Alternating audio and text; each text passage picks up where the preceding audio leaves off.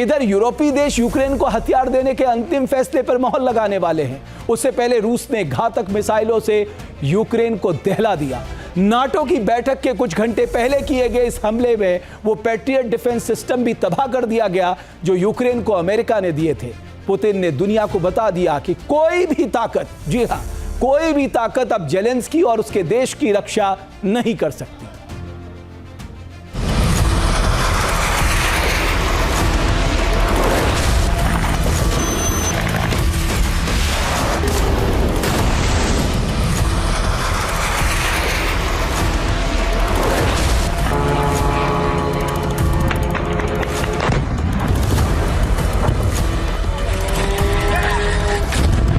घातक ड्रोन्स की बरसात,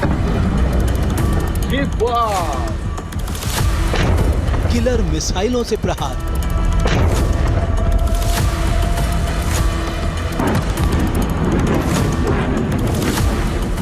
लगता है यूक्रेन को लेकर रूसी राष्ट्रपति पुतिन के सब्र का बांध टूट गया है।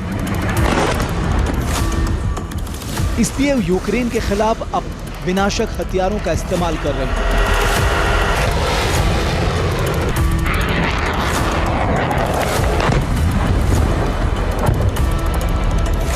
सोमवार की रात रूसी सैनिकों ने कीव को मिट्टी में मिलाने के लिए ड्रोन्स के अलावा 24 मिसाइलें दागी।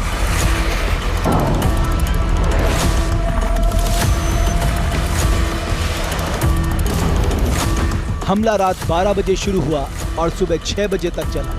इस दौरान कीव के अलग अलग हिस्सों में धमाके की आवाज सुनाई देती रही।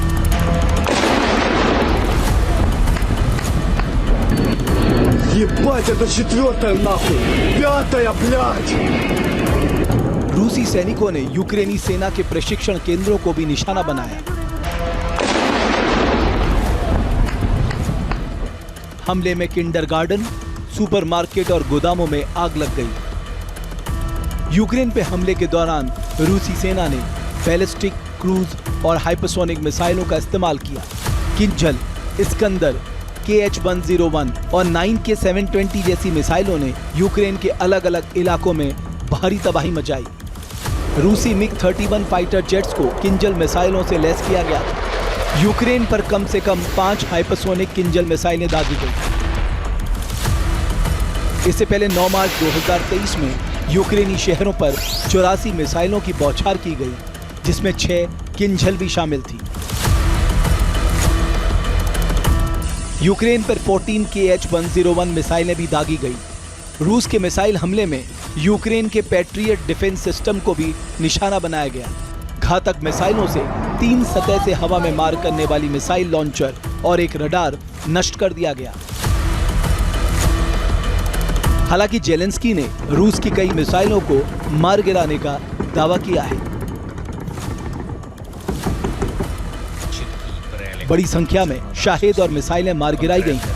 रूसी हमलों की हर ऐसी लहर हमें याद दिलाती है कि हमें और अधिक वायु रक्षा प्रणालियों की जरूरत है। इससे पहले 18 जुलाई को रूस ने लंबी दूरी से अपने बम वर्षक को उड़ाकर यूक्रेन पर मिसाइल हमला कर सबको चौंका दिया था। रूसी वायुसेना के 2 Tu-95 बम वर्षक विमानों ने इरकुत्स्क ओब्लास्ट के बेलाया एयरबेस से उड़ान भरी थी। यह एयरबेस यूक्रेनी सीमा से लगभग 3800 किलोमीटर दूर है। दोनों बमवर्षकों ने सारातोव ओब्लास्ट के एंगल्स के पास अपने सामान्य फायरिंग जोन से लगभग 9 KH-101 क्रूज मिसाइलें दागी थी। इस हमले ने यूक्रेनी एयर डिफेंस को चकमा दे दिया था। वर्ल्ड वॉर 2 के बाद रूस और यूक्रेन के बीच अब तक का यह सबसे विनाशकारी युद्ध है और इसे खत्म करने के लिए एक बार फिर रूस और यूक्रेन के बीच शांति वार्ता होने वाली है। ये बैठक तुर्की के इस्तांबुल में होगी।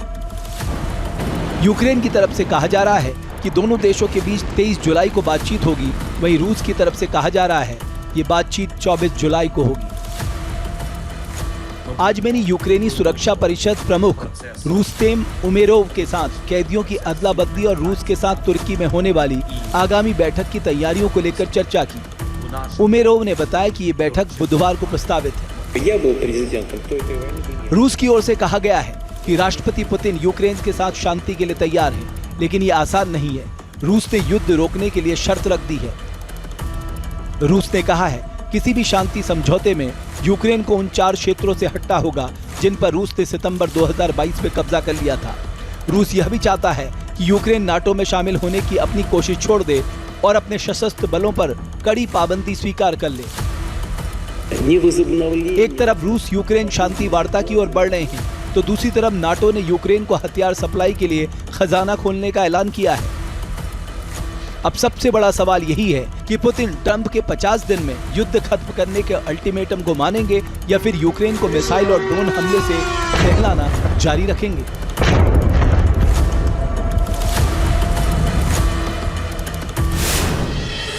जहां भक्ति है हर शब्द में, कथाओं में छुपे हैं दिव्य रहस्य और ज्योतिष देता है जीवन को दिशा। धर्म से जुड़ी हर बातों को जानने के लिए हमारे चैनल स्तुति को सब्सक्राइब करें। चैनल पर जाने के लिए इस लिंक पर क्लिक करें।